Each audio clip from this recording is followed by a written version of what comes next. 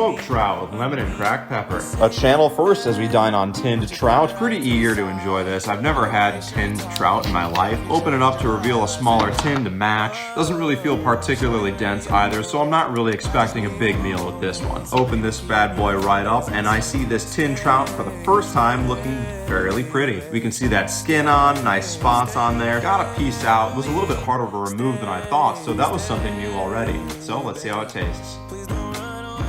Starting out with the positives, this trout tastes like it was raised in a very good natural environment. They even were raised in Chile on mountain spring water, so I guess after reading that does make sense. I feel like I could taste that. On another positive note, the texture was excellent. The mouthfeel was great. What this trout lacked, however, was direction. It had no idea what it wanted to be. The three flavors were the lemon, meat, and pepper, and all of them were diluted. None of them really stood out. Quality fish, but lack of distinct flavor means that we're coming in at a 4.5 out of 10.